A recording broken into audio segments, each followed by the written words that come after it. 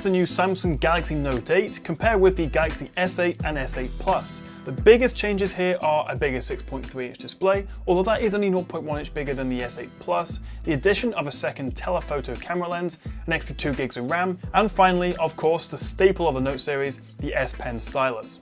So the Note 8 is a gorgeous slab of curved metal and glass, but it's definitely a two-handed device. Versus the S8 Plus, it is slightly larger in all directions, although considering its massive 6.3-inch screen, it's actually still a tiny bit smaller than the 5.5-inch iPhone 7 Plus. As for the screen itself, you get a Quad HD Plus AMOLED HDR display with the same slightly odd 18.5:9 aspect ratio as you get on the S8 phones. The Note 8 also uses the same Exynos 8895 or Snapdragon 835 chips, so don't expect it to be any faster than the S8, although with 6GB of RAM, it should be a little bit better for intensive multitasking, but primarily the extra 2 gigs of RAM will be used with the processing for the dual camera setup. And speaking of which, the back of the Note 8 now looks pretty crowded with the 2 camera lenses and the fingerprint scanner, which is even harder to reach now.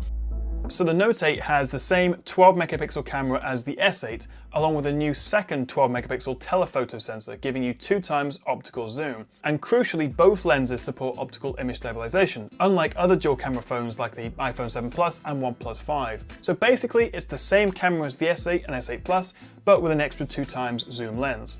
In terms of software, right now the Note 8 runs Android 7.1.1 with the Samsung Experience UI on top. One of the advantages of the bigger screen is for split screening apps, but the majority of the extra software tweaks added for the Note 8 predictably revolve around the S Pen. Screen off memo remains my favorite, letting you pop out the S Pen with the screen off and start jotting down notes on the black display. So the S Pen is a neat extra feature, but personally, I don't see myself using it all that much beyond jotting down a few notes now and then.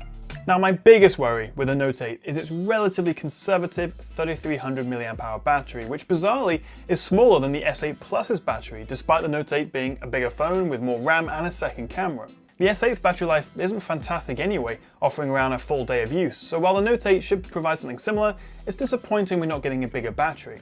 At time of recording, the price hasn't been confirmed, but considering the S8 Plus is a little under £800, I'd expect the Note 8 to come in at a £100 premium. But whether it will be worth the steep price and whether it will offer more than the iPhone 8, we'll have to wait and see. First impressions though are that it is a seriously impressive phone and the second camera is a nice new feature, but there's not a whole lot to get excited about if you already own the S8 or the S8 Plus. With the exception of the S Pen, the S8 Plus kind of felt like the Note of this generation anyway, so while it is cool that we have a Note 8 with some fancy new features, there's not really a whole lot that makes it stand out. So that's just been a quick comparison of the new Note 8 versus the S8 and S8 Plus, but you can find our full reviews for all of these phones on trustedreviews.com. Thanks for watching.